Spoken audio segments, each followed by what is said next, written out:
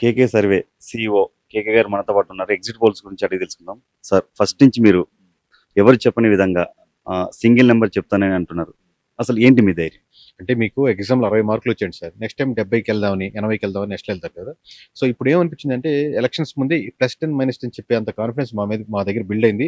ఆ డేటా గాని, మా దగ్గర ఉన్న ఇన్ఫర్మేషన్ గాని మాకు కనపడుతుంది. మేము తీసుకున్న శాంప్లింగ్స్ కానీ, వాడిన డేటా సైన్స్ కానీ, లేదా సేపర్స్‌లెస్ నుంచి వస్తున్న ఇన్ఫర్మేషన్ గాని, మేము ఔట్ సోర్సింగ్ ఇచ్చి వేరే వాళ్ళ చేత చేపించుకున్న డేటా గాని, ఇయన్నీ కన్సాలిడేట్ చేసి నేను పర్సనల్‌గా చాలా నియోజకవర్గాలు వెరిఫై చేసి గాని, అలా విలేజ్ వారీ రిపోర్ట్ ఎమ్మెల్యేలకి ఇచ్చినప్పుడు చుట్టుపక్కల తీసుకున్న శాంపుల్స్ కానీ అన్నీ మాకు కనపడుతున్నాయి. సో, వై డోంట్ ఇంకో +10, -10 కాదు, కొంచెం దగ్గరికి ఎందుకు వెళ్ళకూడదు, +5, -5కి వెళ్దామని నిశ్చలంగా అనుకున్నాం.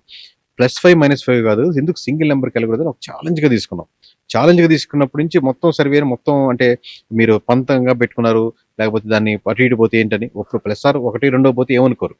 బట్ పూర్తిగా ఈస్ట్ వెళ్తున్నట్టు వెస్ట్ వెళ్తే ఇప్పుడు మనం కూటమి గెలుస్తుందన్నాం. కంప్లీట్‌గా వైఎస్ఆర్‌సీపీ గెలిచేదానికి ఛాన్సే లేదు. మేము మిస్టేక్ అయ్యేదానికి ఛాన్సెస్ ఉన్నాయి. సింగిల్ నెంబర్ చెప్పామనుకోండి, ఇప్పుడు జనసేన 21 గెలుస్తుంది అనుకున్నాం. ఒకటి తగ్గొచ్చేమో. లేదా 133 గెలుస్తుంది అనుకున్నాం. ఒక 3 దగ్గర 125కి వెళ్ళొచ్చాము. కానీ పూర్తిగా రివర్స్ అయ్యేదానికి ఛాన్సెస్ లేదు. బట్ ఆ సింగిల్ నెంబర్ చెప్పేదానికి మీ ఎఫర్ట్స్ ఎంత పెట్టింటో మీరు అర్థం చేసుకోండి. ఒక నెంబర్‌కి మామూలుగా 20 మార్జిన్‌తో చెప్తారు. అంటే ఒక నెంబర్‌కి +10, -10 ఉందనుకోండి. 20 మార్జిన్ ఉంటుంది. చాలా సేఫ్ జోన్ అనమాట. ఎటు ఇచ్చినా గానీ నేను దగ్గరగా వచ్చానని చెప్పుకోవచ్చు. కానీ అట్లా కాదు, ఇలాగే చేస్తున్నాయి కదా సర్వే సంస్థలన్నీ. మనం కొంచెం డిఫరెంట్‌గా బెస్ట్‌గా చేద్దాం. వై డోంట్ మీ కంట్రీలో బెస్ట్‌గా ఎందుకు వెళ్ళకూడదు? ఇలాంటి మనం ఎగ్జాంపుల్‌గా తీసుకుందామని సింగిల్ నెంబర్ చెప్దామని ట్రై చేశాం బెస్ట్‌గా. సార్, మీకు ఏ పార్టీ నుంచైనా సర్వే మాకు ఫేవర్‌గా చేయండి అని ఎవరన్నా ఫోన్ చేయడం లాంటివి ఎవరైనా అడిగారా? ప్రతిసారి వస్తాయి సార్. ఆ పొజిషన్‌లో ఎవరున్నా గానీ, ఇప్పుడు ఎట్లాగా నీ పాజిటివ్ పబ్లిసిటీ ఎలాగో నెగెటివ్ పబ్లిసిటీ ఇప్పుడు సర్వీస్ ఒక రకంగా చెప్తామంటే వాళ్ళకి అందులో బ్రాండ్ ఉండేవాళ్ళు, నమ్మకం ఉండేవాళ్ళు, వీళ్ళకి చెప్తే బాగా చెప్తారనే వాళ్ళు నెగెటివ్ చెప్తుంటే ఆబ్వియస్‌గా ఎవరికైనా నెగెటివ్ కాబట్టి వాళ్ళు అప్రోచ్ అవ్వడంలో, లేకపోతే వాళ్ళు ఏదైనా ఆఫర్ చేయడంలో, మాకు ఏ విధంగా చెప్పడంలో ఈసారి గానీ, పోయినసారి గానీ ఎప్పుడు వాళ్ళు తప్పు లేదు. మనం లొంగుతామా లేదనేది మనమే ఆధారపడుతది దాంట్లో. వైఎస్ఆర్‌సీపీకి మరి ఇంత దారుణంగా 14 సీట్లు వస్తాయంటారా? అంటే ఓటింగ్ పర్సెంటేజ్ సార్. మరి 14 అంటే ఇప్పుడు 35, 40% వరకు ఓట్ బ్యాంక్ ఉంది. మీకు ఇక్కడ 60% ఉంది.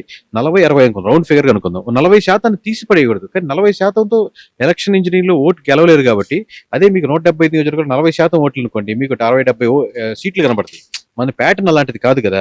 ఓవరాల్‌గా ఎంత శాతం ఓట్లు వచ్చేదాన్ని బట్టి నెంబర్ ఆఫ్ ఎమ్మెల్యే సీట్లు అక్కడ ఉంటారనే ప్యాటర్న్ ఆఫ్ ఓట్ బ్యాంకింగ్ కాదు కాబట్టి, మీకు సీట్లలోనే డిఫరెన్స్ ఉంటుంది కాబట్టి ప్రతి సీటు మాక్సిమం ఓటేదానికి ఆస్కారం ఉంటుంది. కాబట్టి ఇప్పుడు 14కి వచ్చింది. కడపలో వైఎస్ షర్మిల గారు కన్ఫర్మ్‌గా ఓడిపోతున్నారా? ఓడిపోవడానికి ఆస్కారం ఎక్కువ ఉంది సార్ మామూలుగా. ఎందుకంటే క్రాస్ ఓటింగ్ ఎక్కువ పడుతుంది కాబట్టి ఆబ్వియస్‌గా టీడీపీ ఓట్ బ్యాంక్ టీడీపీకే ఉంటుంది. బట్ షర్మిల గారు తీసుకున్న మాక్సిమం ఓట్ బ్యాంక్ వైఎస్ఆర్‌సీపీకి. At the same time cross ఓటింగ్‌లో షర్మిల కూడా పడొచ్చు. మేబీ సెకండ్ పొజిషన్‌లో షర్మిల గారే ఉండుండొచ్చు. సో, ఈ ఫ్యాక్టర్స్‌ని క్రోడీకరించుకుంటే అక్కడ కూడా టీడీపీ గెలిచేదానికి పార్లమెంట్ సీట్ వరకు ఆస్కారం ఉందండి. ఇప్పుడు ఈ సర్వే చూసినాక వైఎస్ఆర్ పార్టీ నుంచి మీ మీద దాడి చేసే అవకాశాలు ఏమైనా జరుగుతాయి? అంటే 2, 3 రోజుల్లో రిజల్ట్స్ వస్తాయి కదా సార్.